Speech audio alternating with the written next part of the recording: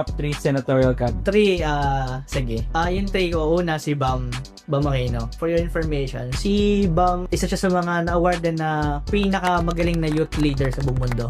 Noong panahon niya, buong mundo, buong universe. Pangalawa, isa siya sa mga nag-author ng free tertiary tuition. Law. Okay. So, yung mga nasa SUC ngayon, yung State University yung PUP, University of the Philippines, at iba pa, ay wala silang binabayaran na kahit piso. Top 2.